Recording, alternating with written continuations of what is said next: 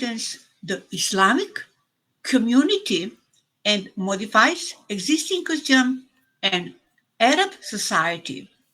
Some women in the Quran are portrayed in positive light, while some are condemned of their action. Today, women enjoy this right in almost all countries the world. However, it was not always like that. Women political activity, that is their participation and decision making in addition to being prescribed for the inclusion of women's perspective in political representative human rights to human political representation. Back in 1991, Olympia de Gregoris wrote of Declaration of Women and Citizen as response declaration men and citizen and advocated possibility of women participate of public affairs. Labor law on the international level, International Labor Organization, the oldest specialized of the United Nations, is the most important field labor rights protection. It promotes social justice and protect internationally recognized human labor rights. Discrimination against women in the workplace often manifests by giving women equal composition compared to men performed work to equal volume. Special protection for pregnant women and mother, labor law, mobbing and sexual abuse, special protection for pregnant women and mother, mobbing and sexual abuse in the world. How do you feel international women's they can educate society on the remarkable women's rights movement? International Women's Day serve not only as a celebration of achievement, but also a critical moment, this moment, for introspection. It promotes us to reflect the start made toward gender equality while acknowledging ongoing work necessary to create truly equitable future. The race for the best possible education while begun in the second half of the last century continues today.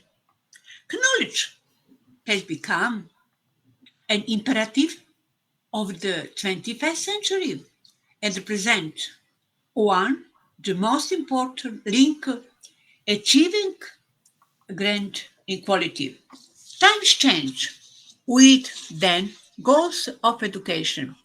Classical education, which was regions prime, a new past history, the Industrial Revolution, significant progress in education, but women still underrepresented. Original school, uh, I first glance, it would stem in the 21st century. This difference exists only in marginalized groups, poor area, remote villages that are age and any communication. Education is very important for human development, human population. Women education is a prescribed for progress society. Uh, Special UNESCO General Irina Bokova, in her message on February 11, in the occasion International Day of Women and Girls, This message was sent to conference against the United Nations framework on climate change, COP 21st, 22. Humanity cannot afford to neglect half its resources of creative genius. Thank Girl, you. Thank you, thank Dr. you, thank you very Binu, much. for Thank your you, knowledge of thank the you. topic and your best expressed through a clear and concise presentation. That is very provocative. Now, moving on to the second panelist, we have Dr. Mehrin is traveling, so she will join later. I would request. Request Hey, Dr. Engineer Sonesh to take over. And let me just introduce Dr. Sonesh. Dr. Sonesh has over 16 years of experience in the services industry, heading various portfolios under sales, marketing, operation, training, etc. Being a fine-tuned business and life skill coach, he has coached and mentored more than uh, 10,000 various entrepreneurs, established business startup owners across the global market in an upscaling and enhancing their team performance and hence scale up their business. She's a global motivational speaker, keynote speaker, certified sales and soft skill leadership, behavioral master trainer, life and business coach, writer, youth mentor, women catalyst on various coaching platforms. Being a high enthusiastic speaker at various national and international platforms for women entrepreneurs, youth summits, business leadership, and startup ideation and life coaching. She holds numerous designations on global ambassador, advisory board member, active member, director at various NGOs and non-profit profitable companies to serve and empower people at national and international levels. Moreover, she has got award. She got awarded as the best outstanding trained graduate teacher. She has more. Uh, awards that she had received, which I think time is less to present all of her awards. She has received so many awards at different areas. So, moving on, we will come to the first question of um, Dr. Sonish. The first question over to thank you, Dr. Sonish, for joining us in this platform today. And we are very happy and fortunate and privileged to have a very exciting speaker for this topic. Thank you. The Thank first you. question is, how can diversity enhance your own life? So, first of all, my heartfelt gratitude to all the panelists available over this platform today evening, and wishing all of you and everyone whosoever is listening to me and viewing us on live stream platforms a very very happy International Women's Day, because I believe we don't celebrate only one day. Every day is a celebration for us, and especially being a woman, I always feel we are super blessed as long as we understand our powers, right? Because just being a female is not something, is a outstanding thing what we are doing. The most important thing, as a particularly women, do we understand who we are? Because I believe every human is being blessed with certain powers in they themselves, but we being females has been blessed with certain more additional specialties, and I would say extraordinary powers, if we understand, as a word called Shakti says. Shakti defines us, right? Now, the meaning of Shakti, I just want to take probably a minute to explain. For me, when it comes to a women leader or a female leader, especially whether it is a working area, non working area, or it is even for entrepreneurs, because I'm so fortunate to go and interact with a lot of female leaders at different levels and different spans where they go and have their presence, both at national and international markets, right? I always say, uh, and tell people, whenever wherever you go and work, always see how best you are able to give yourself. in terms of efficiency, in terms of growth, and in terms of gelling well and understanding who you are as an individual. So for me, when I say Shakti, Shakti is not only about your outer beauty. For me, for a women leader, it's always defined as inside out.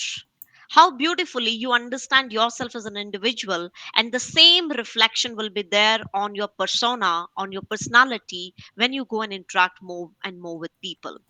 So, coming down to the very first question, as Dr. Binu has asked me, that how diversity has impacted my life, or I would say, how can diversity enhance life?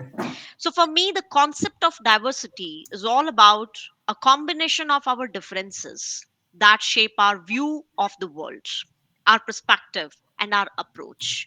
So, diversity is also about recognizing, respecting, and valuing differences based on ethnicity, gender, age, race, religion, disability, and sexual orientations.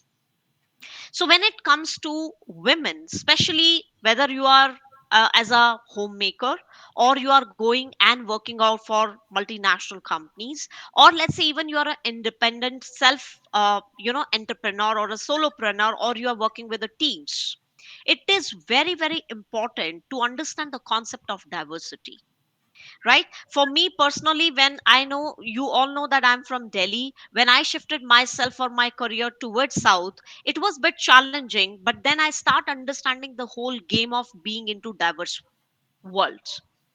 I was a very passionate individual, but then I was not knowing how I will be thriving into my dream life, because everywhere I could see is all new faces, new challenges, and probably I would say bigger challenges. The more and more I start understanding this concept of diversity, that shapes me today who I am. So, all I can say with my experience, then when I talk about the game of diversity, there are 6 areas which I guess every woman should keep in their mind while they're interacting at different workspaces. Number one, cultural diversity. Number two, racial diversity. Number three, religious diversity. Number four, age diversity. Number five, gender diversity. Number six, sexual orientation. And number last but not the least is disability. Right?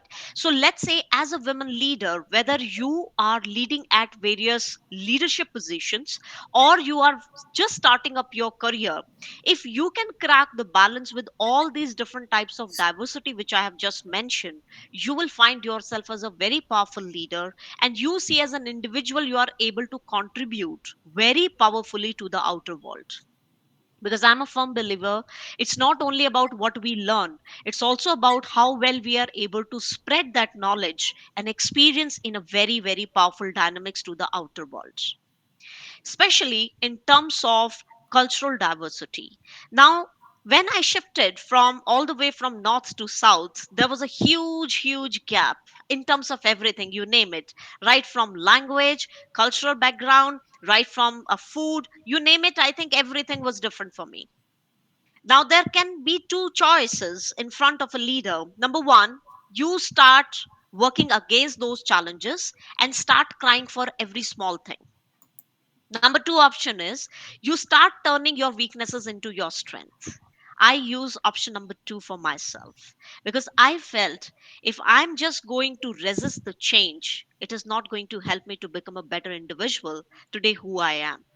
Right? Rather, let me understand the power of using these particular weaknesses around me into my key core strengths and learn from people in a very, very powerful manner. When I started doing so, I start seeing a different perception of the world all put together. And today, wherever I travel, language is no more a barrier for me. Cultural diversity is no more a barrier for me. Rather, it has become a kind of great celebration. Today, you name it, because after working with a lot of global leaders, we celebrate all sort of festivals together with the same respect, same, I would say, kind of joyful and kind of harmonies which we wanted to create into the human space. So for me, diversity is the core crux. Do not limit your potential.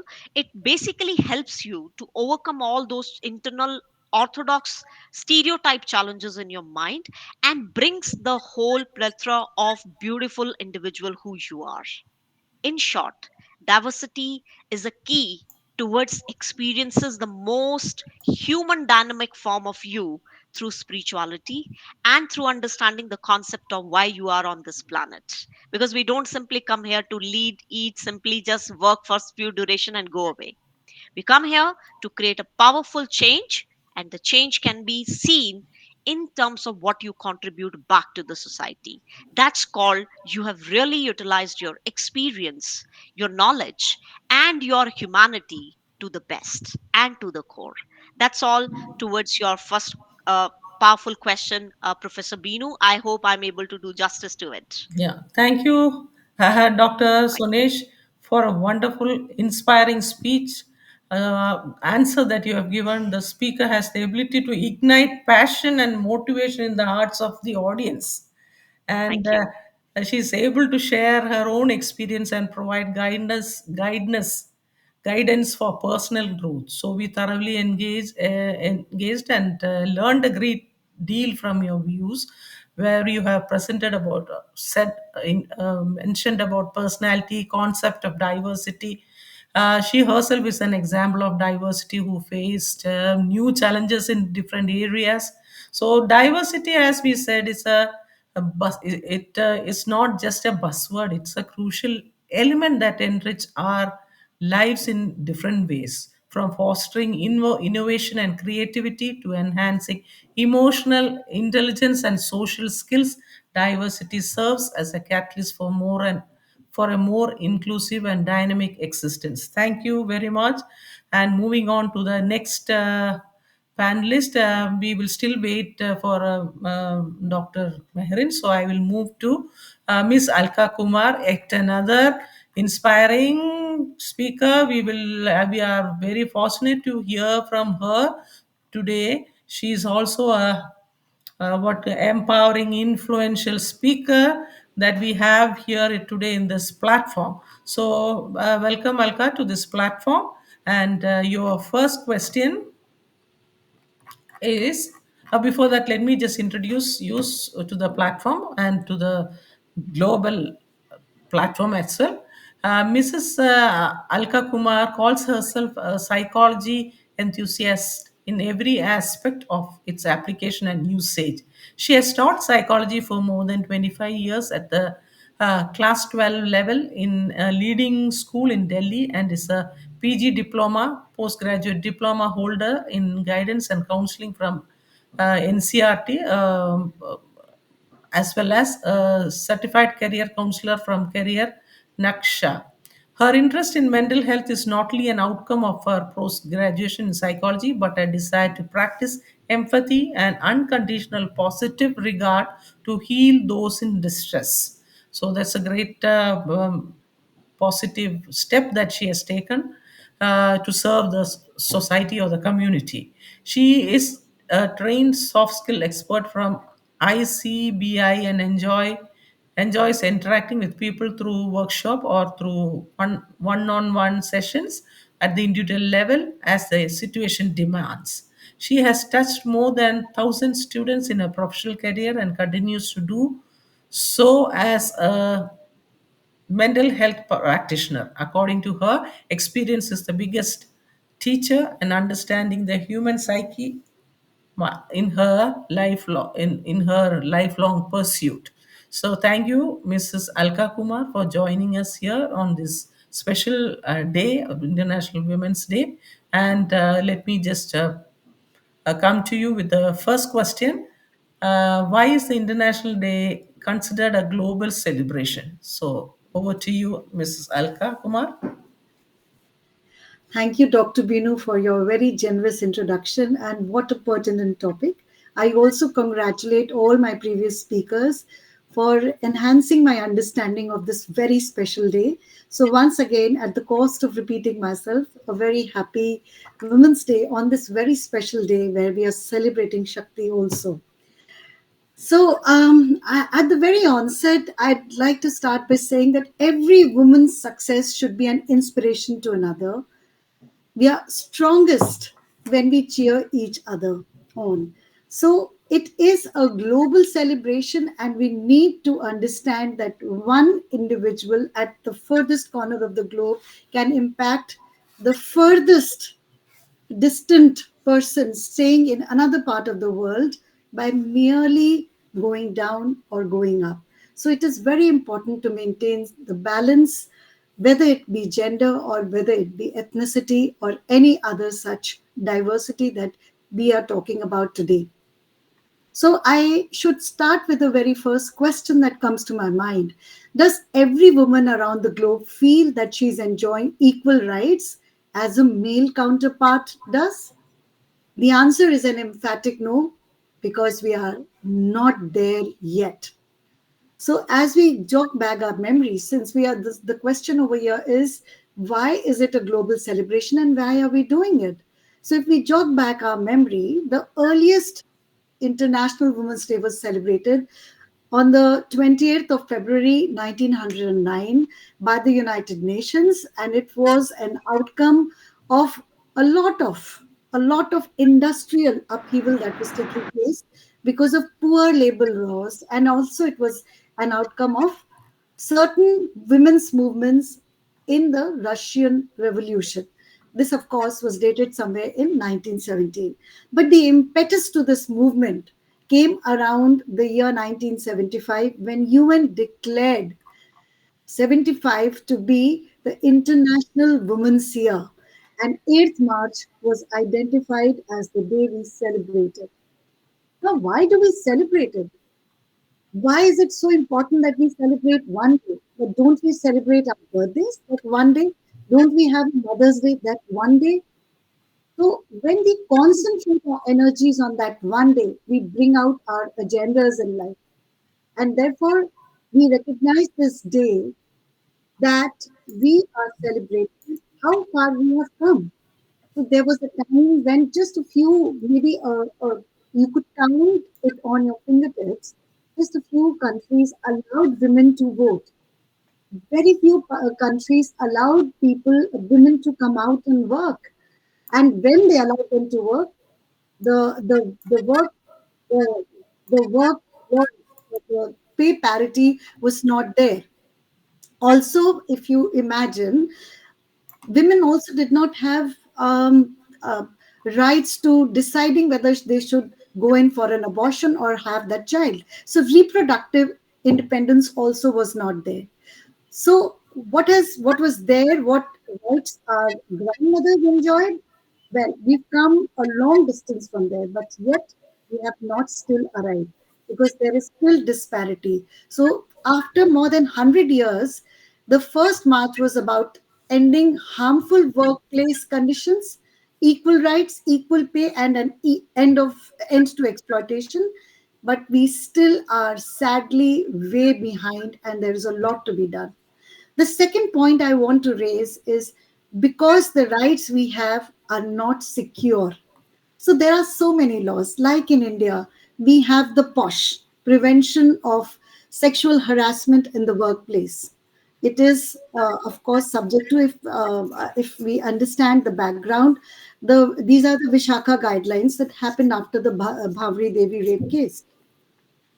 Now, we have these guidelines, but do the internal committees guarantee a woman's safety in the workplace?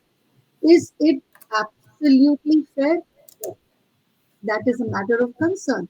So, despite there being laws, we still have not been able to secure equal rights for women.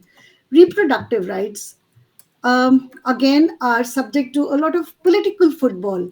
So when one party comes, they say that, of course, every woman has a right to decide whether they should go ahead with their pregnancy. The other one comes and says something else. And this is not the story of our country. We are still enjoying a lot of rights in that particular field. But you look at countries all around. I think we must applaud France because just yesterday they came out with the abortion law that a woman has every right to decide when she needs to end her pregnancy. So that is, imagine, with so many years in background, in an advanced country like France, only now they could they could adopt such a law. Um, Domestic violence, marital rape, these are things that continue to happen despite there being well laid out laws.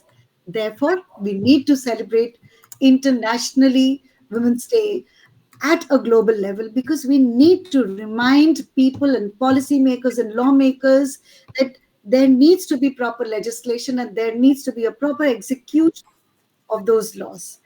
A third thing that I would also emphasize is that because progress hasn't been equal, we still, I mean, look around in the globe. If I feel that I have not encountered any discrimination in my life, how am I justifying my sister next door or my neighbor a little far further, a colleague at the workplace who has been through exploitation, unequal behavior from the opposite gender.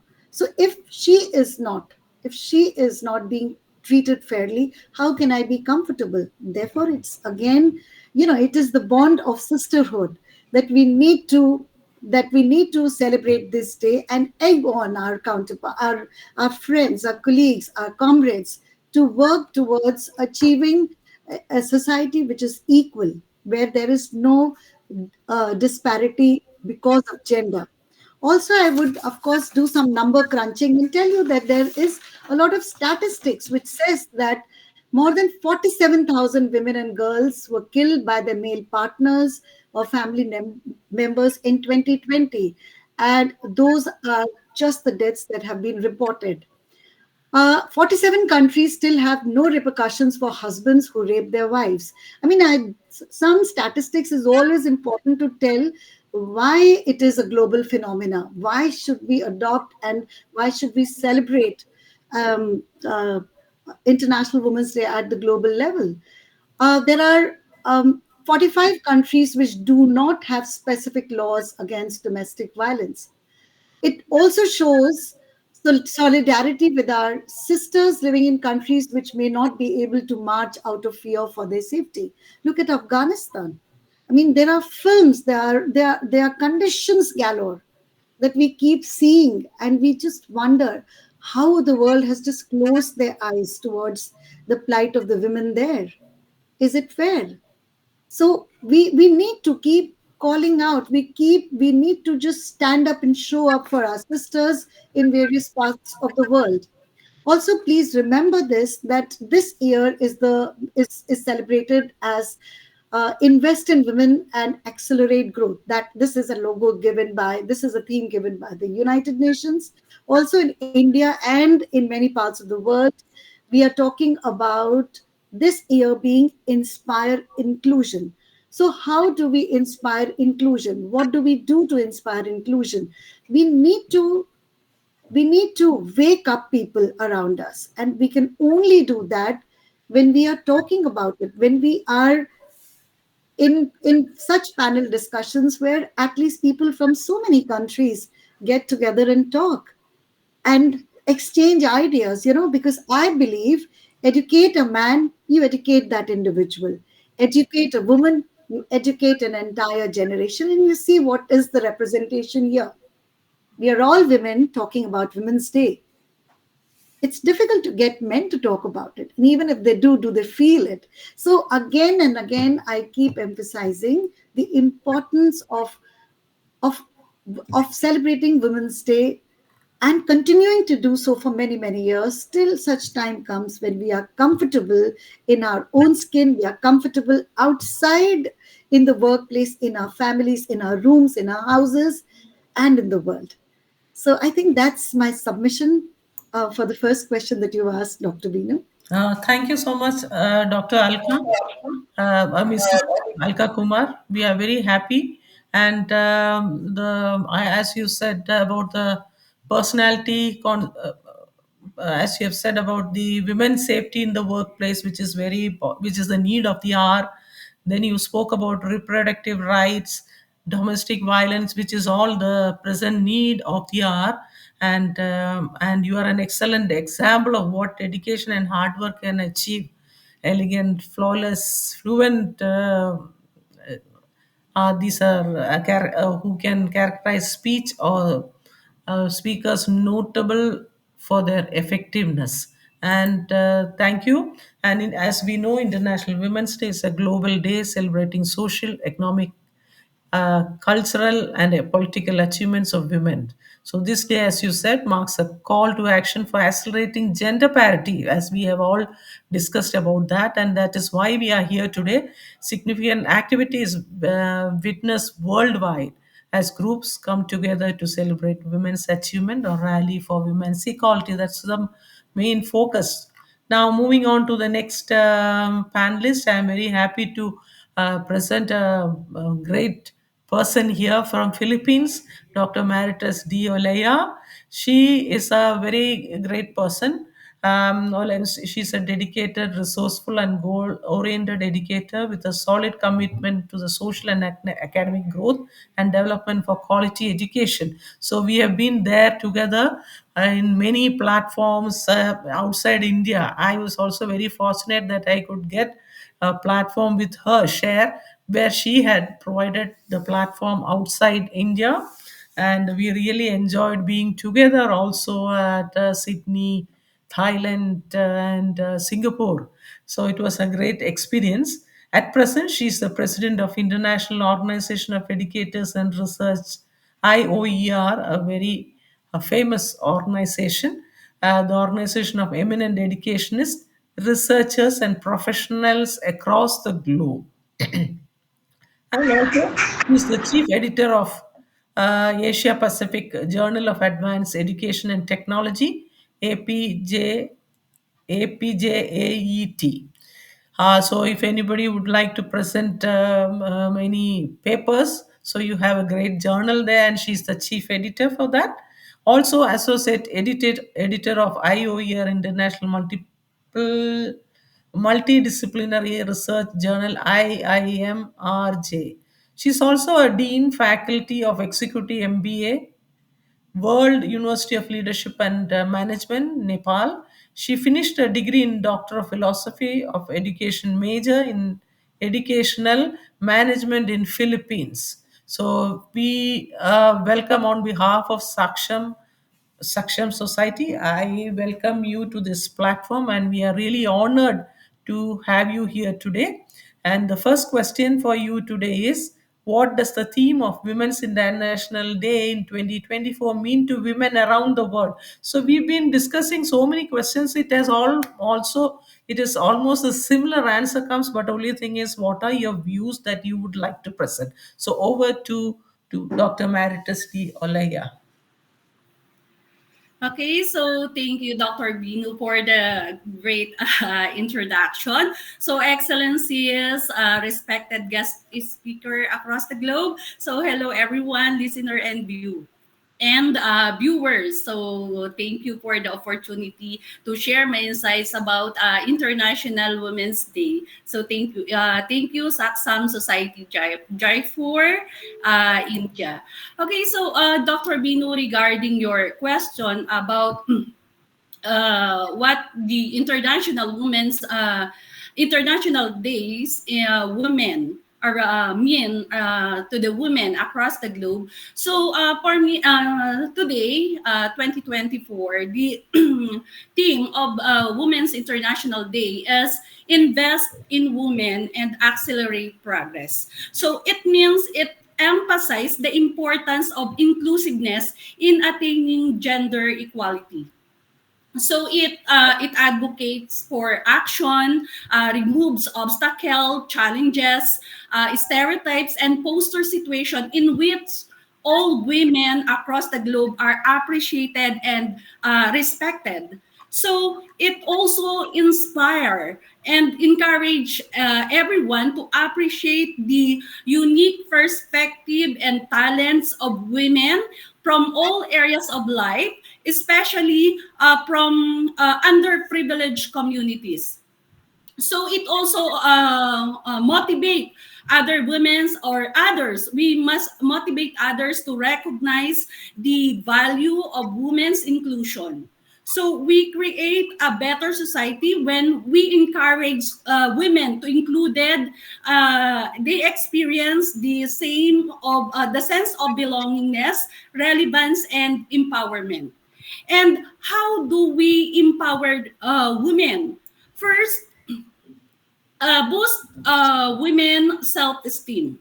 So motivate women around the world and make them feel special and strong. So it encourage them. So encourage women to speak up and make sure they understand the importance of their thoughts, so they are never afraid to use their voice. Another is shut down the negativity. So lift up other women or lift women across the globe by speaking out against nasty comments online or at work or at school. So reduce negativity by encouraging them uh, and appreciate them, their talents, and embrace them for who they are. So don't try to influence them by bullying or trolling about their skin, their colors, their height, or their weight. So everyone and all women are lovely in their own way. So another is support women to run a businesses. So we are well aware that difficulties encountered by female entrepreneur. So financing female entrepreneur frequently lacks of sense to financial and human capital and impending their business growth. So, further, many women with necessary skill to start the business abandon their goals due to the challenges they confront. So, to support women, we need to support each other. To women around the world, if we support them, they will give them a sense of security. Another is give women the proper education. So the only way for the society or the nation to progress and aspire to economic growth and development is not only through girls' education, but particularly among the all female citizens. So it allows them to adapt to difficulties, question their traditional rules, and transform their lives. So education teaches a persons and make her realize that she is the important member of the society. So an effective girls' education will ensure the variety of outcomes, including the occupational achievement, the self-awareness, and of course the satisfaction for ourselves. So it empowers them, the women, to make their own decision, to advocate for their rights, and say no to the harmful cultural behavior. Another to empower women is to give a women job opportunities. So women employment is seen as an important tool for women's empowerment. So participation in the job market, that is an effective technique for improving women's condition, both within and outside of their house or home. So women's employment and income generating activities boost their economic position and resulting them a better treatment. What else? Another is the boost women. So helping women is not just a job for men. So as a woman, when we give them access to leadership team, conferences, lineup, speaking engagement, and media sourcing, when where male views are the largely prioritized. So consider how we can help each other, women, because we deserve also to be on the stage. So sometimes empowering ourselves entails standing back and letting someone else to take the stage. Like for example, always wonder if they have other women who are better than us to to deliver the topic. So give them opportunity. So we help each other. And if we give them opportunity, we help other women to boost the personality. So thank you, Dr. Binu. Thank you, Dr. Maritus, for your influential speech. A speaker who has the power to sway opinions and inspire action. There, you have a strong presence and are able to connect with the audience on a deep level. Thank you for your executing action, executing professionalism in your presentation. As she has said, that when women themselves are inspired to be included, there is a sense of belonging, relevance, and empowerment. And thank you so much. And I'm very fortunate. We are very fortunate to have a great speaker next who has just joined, Dr. Marin. Are you there, Dr. Marin? Thank you so much, Dr. Maritus. So we will have the. So thank you. Despite your busy schedule, you could make it today. She has been traveling. So Dr. Ambassador Meherin Mia, she's from South Africa. Welcome. So we have the panelists. I'll just introduce them. Dr. Maritus has just finished her question, and she's from Philippines. She's the president of Indian IOER, and Mrs. Alka Kumar.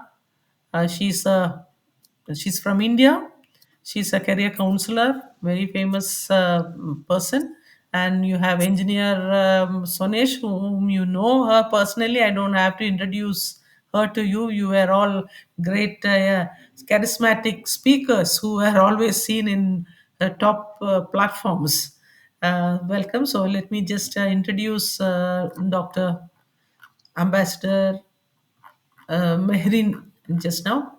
Dr. Mehrin, she's a global educationist and transformational mental wellness advocate, founder the MIA Program International, lecturer, NLP master, and CBT practitioner, multiple global award winner, lifelong learner, and women of purpose. So thank you so much for being here tonight. And with a warm welcome, I'll just hand over the platform to you, the microphone to you. And the first question for you is, how can we promote gender equality and social inclusion? Over to you. So first, yeah, thank you so much, my dear Dr. Binu. It's lovely to be here, and I do apologize to everyone for being late. But time-wise, transport, traffic, so time frame, I only I think I finished like 40 minutes ago, and so travel is really hectic at that time. But I'm really honored and I'm grateful to God for me being here still and having this opportunity.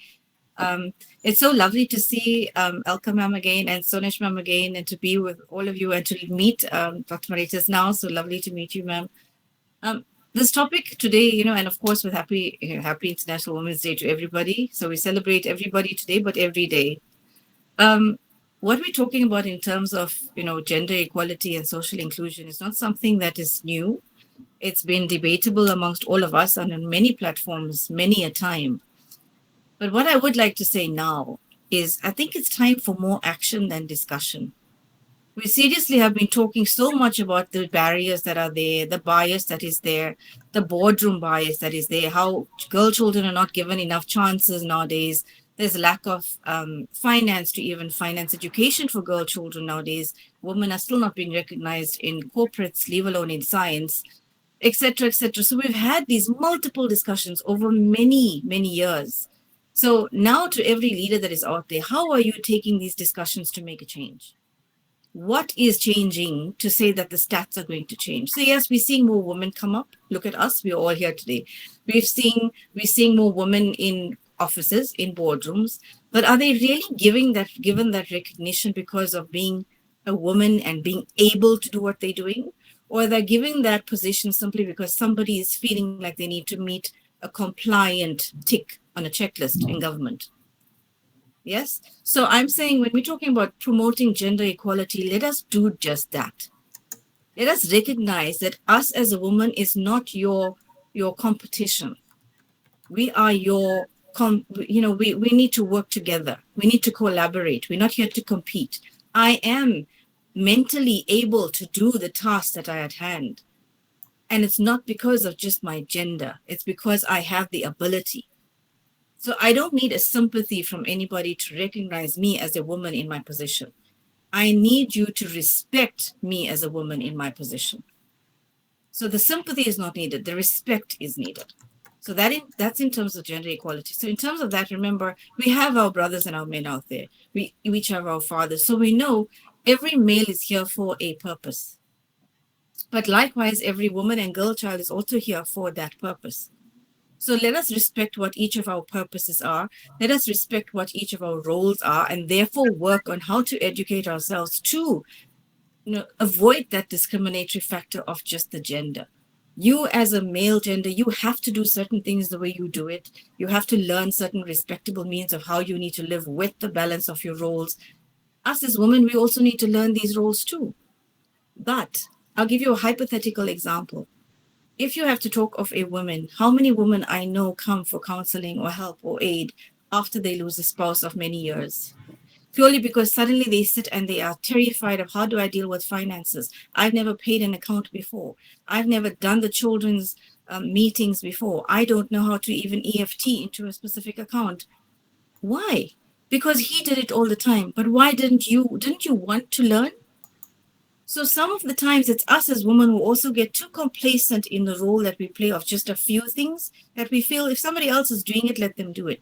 I say to every woman, take your initiative back. Take control back. You learning about something doesn't mean you are replacing the person doing it. But learning about it is also empowering you. So if you do have to do it, then you are equipped with means to do this. That directly links into social inclusion. That is how you include yourself into spaces. You don't have to wait for a specific instance to happen that makes you feel included. Because you equipped yourself and educated yourself, then social inclusion works. But us has having to, how do we, get social inclusion into a mindset right now? I think it's almost most important in a classroom. To teach that at a classroom level is more impactful than to try and teach it in a boardroom level. So trying to make our children understand the genders, trying to make our children understand this respect of self and respect of other people will help them in identifying the inclusivity issues that they have. And then we guide them. How do we actually build this together? And that makes them then grow into the roles they have to play. So I hope I've answered the question, Bambini. Thank you, Dr. Mehrin, for the wonderful answer. Thank you for the delightful speech. I think it is still the highlight of the talk show here, and it will continue to remain relevant. And as you have discussed about more action rather than discussion, which everybody agrees, so we are all in on to discussion. And about we have mentioned about promoting gender equality. Yes, we need to respect women. Thank you for all the topics. As we have discussed, many people care about equality, but they might not know how to promote it.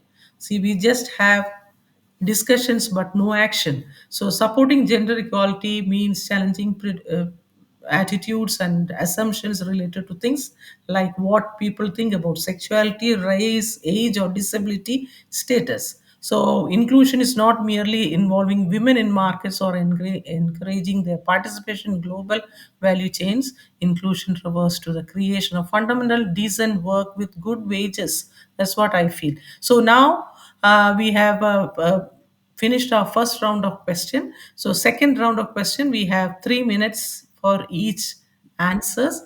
I'm not sure whether Dr. Professor Jelena is around. She must have left. She's not here, but we will move on to the second question. So, can I ask who was the first? Who she was Dr. Sonesh, I think, as per the roster. The second question goes to Dr. Sonesh because Professor Jelena is not around. So the next question should have been to Dr. Meherin, but since she has just finished the first question, so let me move to the second question. So we have 3 minutes for this question to answer. So the question goes to Dr. Sonish. How important is the gender pay gap? That's the question to you. Thank you. Welcome. Wonderful, wonderful question, that how important is the gender pay gap? I think just now Dr. Mehreen has highlighted the concept of when we talk about gender equality so beautifully, right? And I myself spoke into my very first question, that when we talk about diversity, what is the meaning of diversity, how we actually take diversity into practical implementation. According to me, these particular topics should not to be a talk of the town right now, rather they should be included in such a way that when we address people who are at work, we should not highlight them through their genders. We should rather reiterate on the fact that when somebody comes and work for the same two profiles, putting their heart and soul, giving equal number of hours, why someone should be paid less just because she is a female leader? Now this was the fight even I did, and fight for so many women leaders in my corporate career, because I was completely against to this concept of that you are simply a female leader, you have to go leave home early, that's why you have to get paid less. No, this is not acceptable at all. When I am in the corporate structure, I give my dedicated number of hours towards my work, I am entitled to take the same kind of payouts which is being given to even a male counterpart, right? So according to me, this gapping should not be done on the basis of gender, rather it should be done much more from a kind of role of the job which we are providing to an individual. Now I completely agree to the fact that let's say somebody is having less number of hours involved and they're very flexible to contribute even very few hours of work, and then rest of the time let's say they want to, especially the female leaders. I know so many female leaders, they only work for 4 to 5 hours in a day, and remaining hours they just want to give to their family, they have other responsibilities to take care of this. It's not like they're irresponsible. I feel they are more disciplined towards their duties, because they feel as a female leader, they are employed to a company, they are a mother, they are a daughter to someone, they are a wife, and they also need to cater to those particular social responsibilities when it comes to family status. So why they are able to cooperate and manage themselves so well in all the areas, because now I think it's high time a woman should start understanding the fact that she should not accept this goal. Okay, I'm okay if I'm earning 10,000, 20,000 rupees, because anyways I want to just work for 3 4 years till I don't get married. Once I get married, my life chapter is going to be secondary and it has to be remote controlled by my husband. Now that is a dangerous thought process. So many female leaders, I used to always ask them, why you are not taking the ladder up? No, Sunesh, anyways I'm going to get married, I have to change my city, and ultimately I've just wanted to work for 3 4 years to see how corporate works. Arey, what you will identify in 3 4 years? You have just started. You have not even experienced what is so called leadership level is all about. You never fought for your rights, right? So I have seen almost all the female leaders, I'm not saying that female leaders are not taking that initiative, no, but the percentage is so low. My question comes, why can't more and more female leaders come up in the ladder if they slightly stabilize themselves in this thought process that life is not only about marriage, kids. See, these are important aspects to every individual, and we all need to respect it, but not at the cost of compromising on our own self esteem. That is what something very very important to understand. So when it comes to pay factor, I think I just go and tell everyone the same way, never ever compromise, fight for it. I know it is so kind of disrespect to a female leader when she just agrees to a kind of pay package which she understands that she deserves more, but she simply doesn't open her mouth because she feels something is better than nothing. Now this is again a very dangerous thought process. You have competed well, you are well educated, you have good experience, why can't you go and compete better in the market, right? So these are core areas which I feel a female leader should take into consideration. A gender I mean pay gap should not be identified based on just because she's a female or he's a male. A male has a better responsibilities, no. I think both the genders have a equal responsibilities to go and fulfill when it comes to a balanced lifestyle. Correct. So I just want to quickly close up this because we have only 3 minutes, according to Professor Binu to us. So I would like to highlight here how we can overcome this gender pay gap. Number one, support promotion and pay transparencies. Right, when I talk about this element, this is so important for female leaders to understand that they need to compete for their healthy promotion orders, not to compete into an unhealthy manner. Number two, encourage your salary negotiations. Be open to it. When somebody is just simply telling you don't accept, at least have some relevant figure or question around it. Now, somebody is saying you, I'm paying you some X amount. When you just go and process back into your head, does that figure actually you feel you are entitled for that, or you deserve something better and more? If you feel it is, go and compete better in the market because there are options available. All you need to do is you have to go and ask for the right remuneration for yourself, right? Number two, re-evaluate hiring, promotion, bonus and benefit packages. Right now, this is again a very very key important aspect, especially when we talk about the corporate dynamics. Though today corporates gives us a very good option, and a lot of good multinational companies are offering a lot of areas, and they're exploring those all benefits for especially the women leaders, so that more and more female leaders can come up in the ladder and they can really contribute best in their capacities. Next is encourage male parental leave as well. Because see, I have seen this, that when a lady goes for a maternity leave, right, people always ask 100 questions.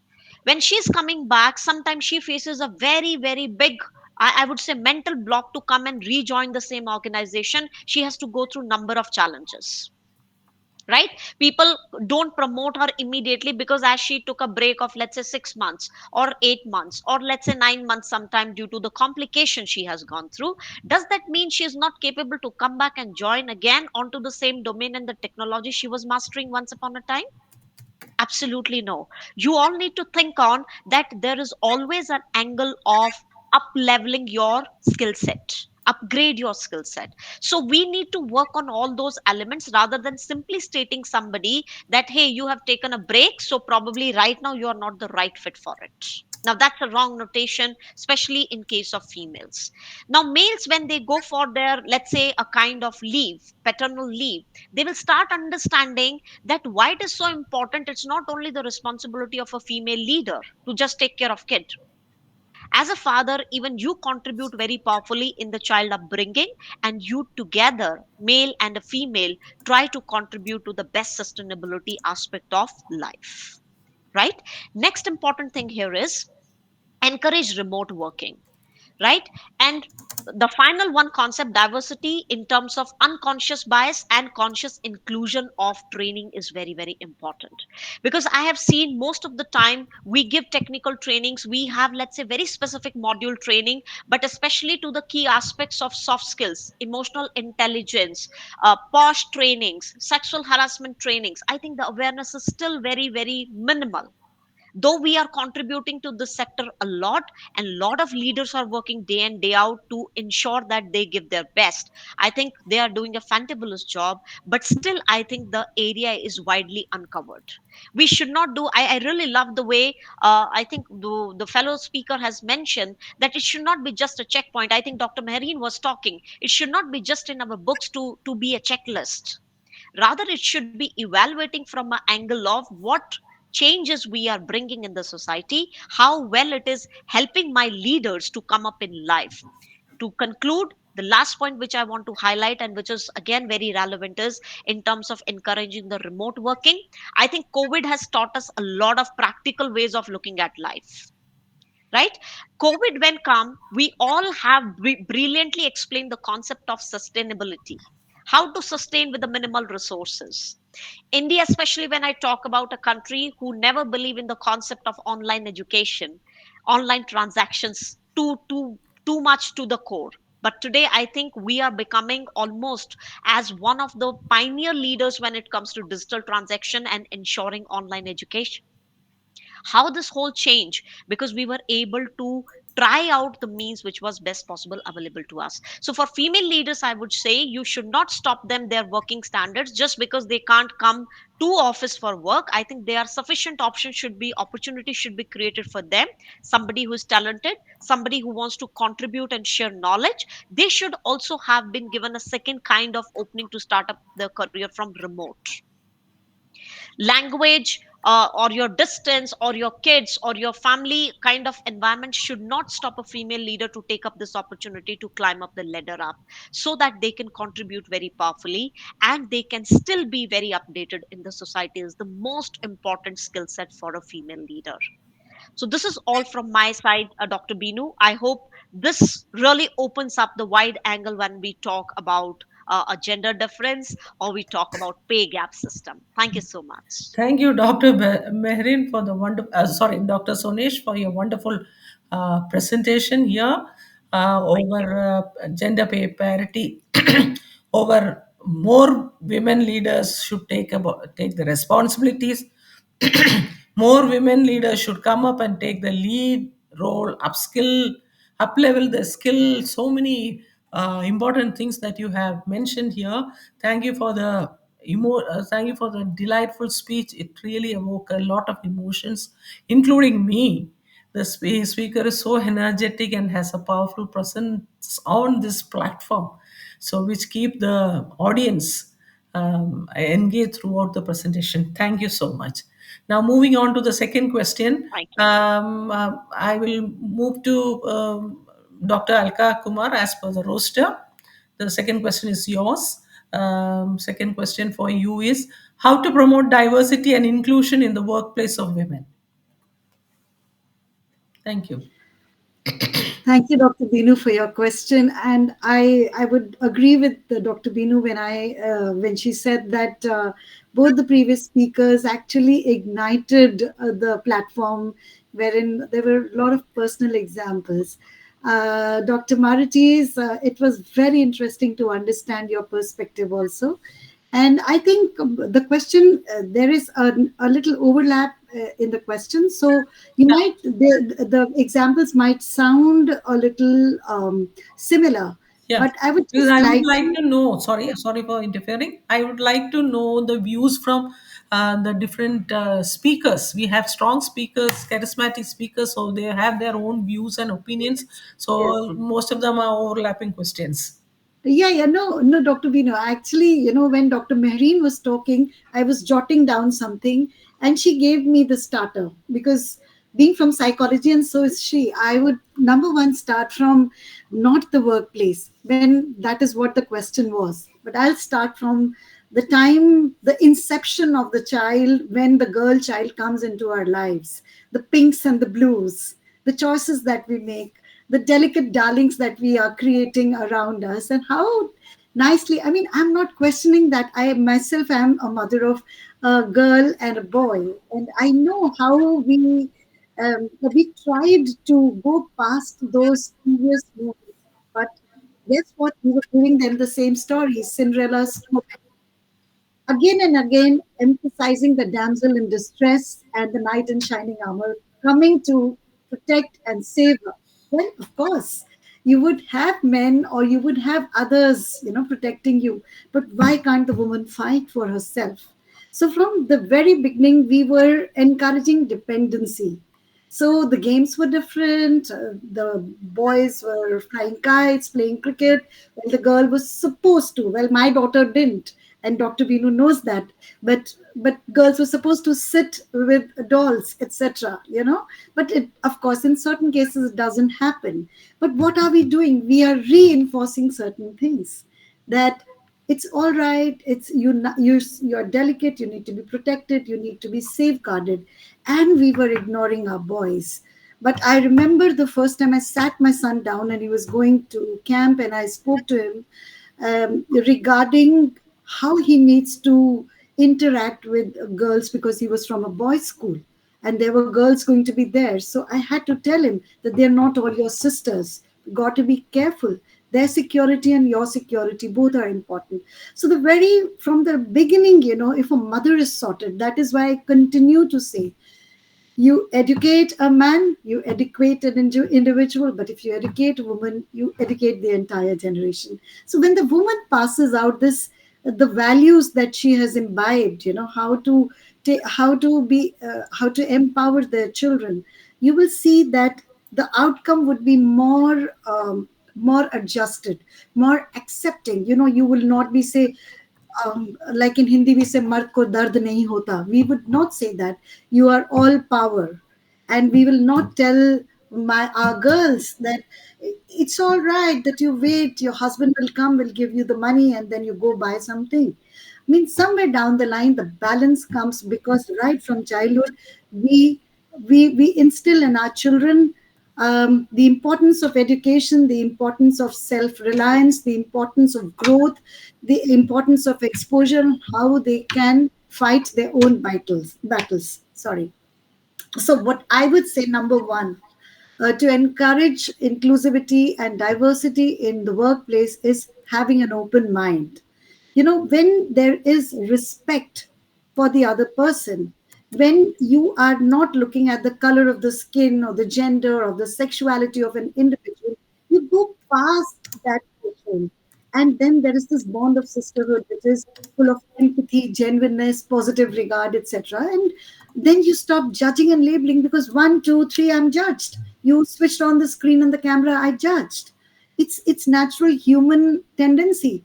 But if only we checked out our own personal cultural biases, if only we all reflected and looked within, that we were having and kept rechecking it. That is why I completely agree with Dr. Sonesh when she says that we should have programs inbuilt wherein we are not only giving technical upliftment to the workforce, but also exposing them to various cultural. That is why we celebrate festivals in the workplace, to allow them to understand. That is why they allow women. I mean, there's a lot of agency now given to the fact that we are looking at menstrual leave. I mean, there's a lot of discussion in our country regarding that, but now we can talk about it. Earlier, we couldn't even discuss or converse, and well, coming to the parliament is a very big thing that now people are talking about it. The second thing that I would say, that once you are open-minded and you're able to sort your own biases within your prejudices and your biases, you would be more open to people, and there would be more harmony in the workplace, which would allow better discussions, which would allow people to listen to you, not hear you. So when you are heard, it's a very biological thing, but people, when they listen, they acknowledge, they respect you and they understand you, they would be able to understand where you're coming from, and then the assessments would be different. Also, I'd like to say over here that when you are forming an interview board, look at diverse people on the panel. When you have women, when you have multicultural people, when you have people of different sexual orientations or from various disabilities. I've known of a panel where people came from various walks of life. Then the decisions become easy because you understand that this person is coming from a village, but he is not backward here, he's smart here. This lady is coming from a place where she was kept behind in certain, let's say, ceremonies and occasions, but she is becoming herself a very strong person who can take on challenges. So slowly, vistas and opportunities also open up. I feel like I wanted to give an example of how sponsors for various sports like the Indian Hockey Federation.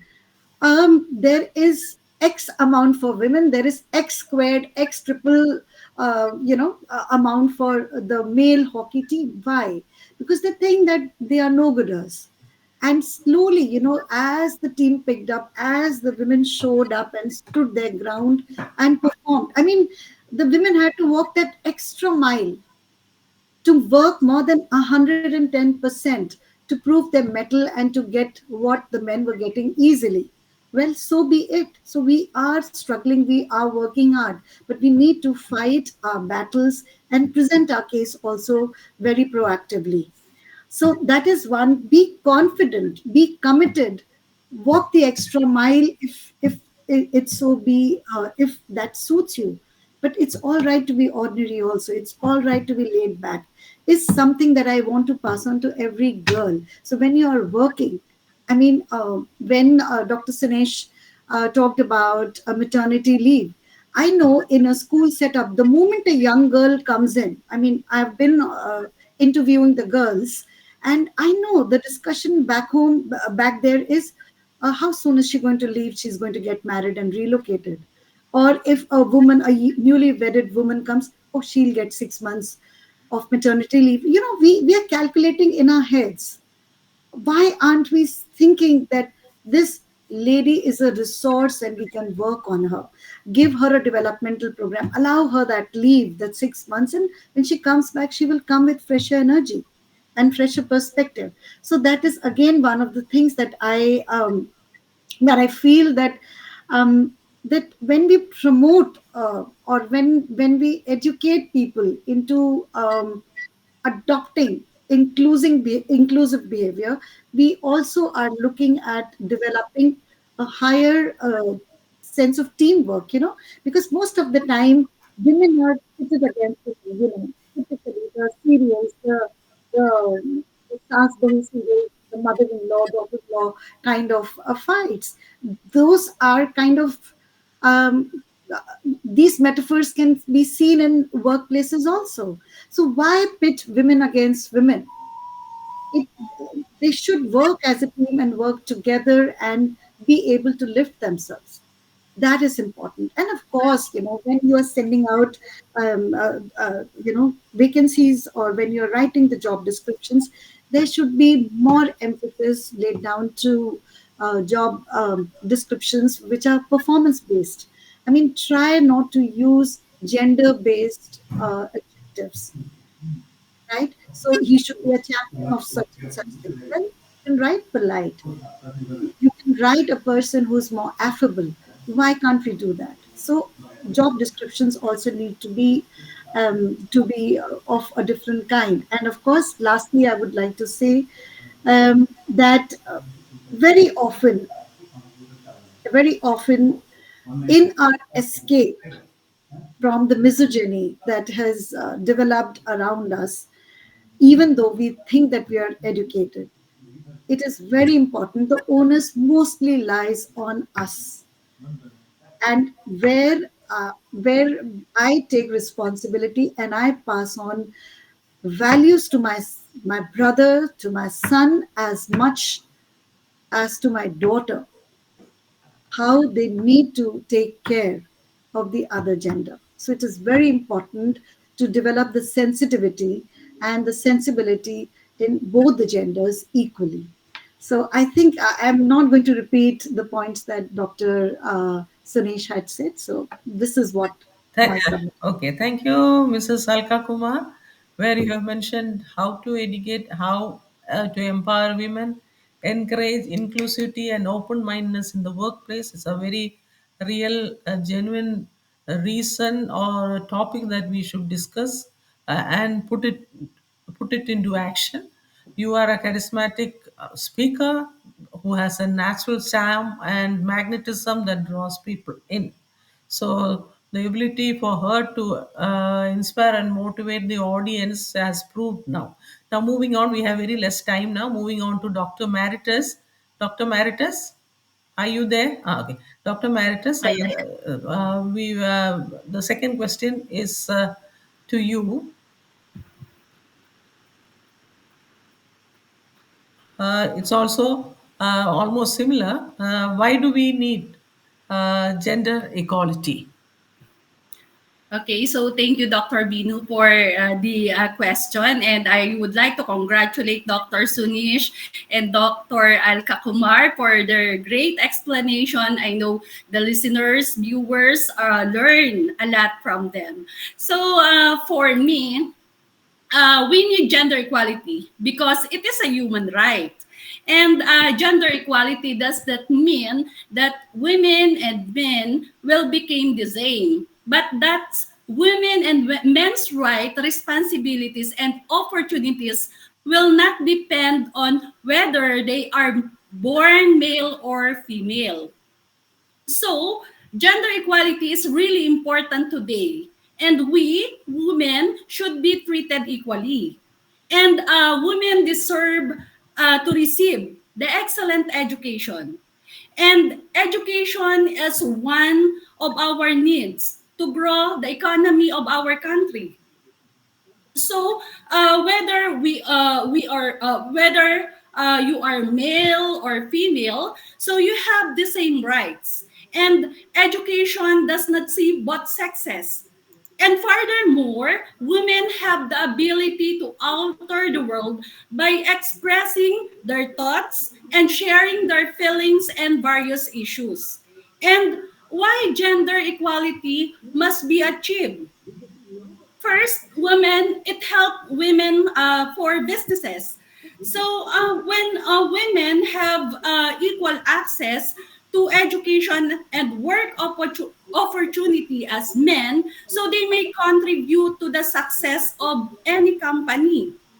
And another is it leads to better legal protection for women. So increasing women's legal rights ensure their safety and ability to lead them productive and happy lives. Another is it reduces poverty. So gender equality reduces poverty because now the poverty rates are highest among young girls. So as boys and girls get older, the gender difference in poverty grows wider.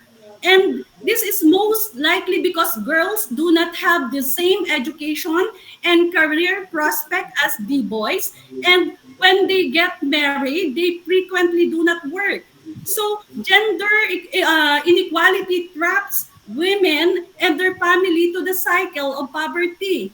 And when women have access to the greater education, healthcare, and other career opportunities, it reduces the poverty.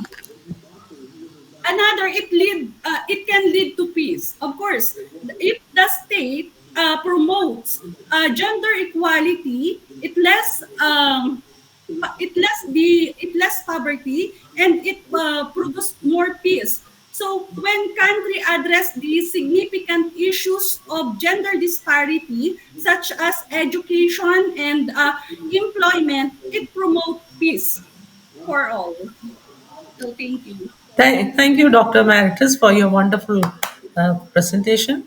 As we know, she's an empowering speaker who encourages the audience to take control of their lives and make positive changes, including me, and also provide practical advice and tools for personal development. And as we know, International Women's Day is a time to celebrate progress towards gender equality. So we have heard from different all the panelists about their views and opinions about gender equality and women empowerment, as well as it is reflecting on the achievements and seek more momentum towards gender equality throughout the world. Now, moving on to our next panelist, Dr. Mehrin. So since you have joined last, so the question also is for you. The last question, if you don't mind, Dr. Mehrin. The second question: how does leadership help women empowerment? The question is for Dr. Mehrin. Did you say how does leadership help in women empowerment? Help women empowerment. Leadership help women empowerment. Okay, okay. So that is a very good question because most often when we talk about empowerment, people don't associate it with leadership. Empowerment is always mostly associated just with one person just dealing with themselves, person just growing themselves, developing themselves, or becoming better as a person for themselves. So empowerment is mostly about the self. We hardly ever deal with it in terms of leadership, and I'm saying that purely because when I have to speak of leadership, or when any of us speak of leadership, Most often, people would have the vision of someone that is leading either a country or a company, or somebody sitting in an office somewhere in a corner with a very nice building. So they think of that as a leader, or leader of a country, for example. That's just the leadership idea. The link to empowerment, and why it's crucial for me, and I this is my humble opinion, is if we want to talk about how to empower ourselves as people, then you need to recognize yourself as the leader too. And it's not about sitting in a boardroom or in a corporate or even having your own business sometimes. You, as a mom in a home, are a leader. You're leading because you constantly have to make those decisions. You constantly have to take care of different people with different roles. Sometimes you have to make quick decisions with hardly much detail in front of you, as opposed to somebody in a boardroom who'd be able to say, get me this, get me those stats, get me that data. You, as a mom in a home, don't have all of those things, but you have to make a decision because someone's life is depending on it. And you make it, and they make it through the day. So if that's not leadership, then what is? So why do we have to confine leadership simply to what someone equates leadership to be for a specific person? Every one of us, especially women, need to realize we are already leaders. We're born leaders. So enhancing yourself when you empower yourself is enhancing that leadership quality in you. That is why when I teach empowerment, for example, I teach women that when you are becoming empowered, you're not becoming powerful over other people. You're becoming powerful over yourself so you can assess yourself better. You can be more aware of you as a person. And then you'll be able to make clear decisions for other people around you. So when I know myself in that empowered state, I then know myself in my leadership role, which means whether I'm a mother, whether I'm a daughter, whether I'm a sister, whether I'm a businesswoman, whether I'm sitting in that boardroom, or whether I'm in government, I know my role and I'm empowered in the role I am undertaking because I keep educating myself. I keep learning. I keep wanting to know more. And in my roles that I play, that education pans out to show how impactful can I be as the leader then. So leadership is not about what the vision is. Leadership is about you as an individual. And that's where I really feel the education comes in. And if you have to, attach it to today's theme, for example, about how to invest in women, invest in your sister and her education. Invest in the women that are in your company that are helping you build your company. Get them more training to develop who they are. Ultimately, that grows for you as a leader in your company. Invest in your spouse, in your mom, in your grandmom. Invest in them. And it's not just about money. Investing in them is also invest your time, invest your energy, because those things also contribute to how you empower them and how they become better leaders. So I'm hoping that answers you, Dr. Binu, in Okay. terms of the concept Thank of you. empowerment and leadership. Thank you so much for your wonderful presentation. We are honored to organize this forum online and to be able to talk to the experts and dignitaries in the field of education and women empowerment and collaborate together to enhance education and women empowerment globally. Thank you so much for taking the time to speak to our event. At our event, your insights and perspectives were truly valuable, and it was a pleasure to have you all with us. And we hope you have enjoyed the experience as much as we did. On behalf of Saksham Society, I appreciate all the speakers and big congratulations for this Women's Day 2024. Thank you. I think she is busy with her family. Thank you. Of course, we could stop at the right time. Thank you. Thank you so much, everyone. Thank you, Thank everyone. Thank you, you. Thank you so much, everyone. everyone. Bye. Thank And you. wishing Such a you all pleasure. once Nice again a meeting you, happy Ambassador Women's Dr. Day. Niran. Hello. Thank you. Thank you, Thank you. Dr. Binu. Thank Bye. you. Bye bye.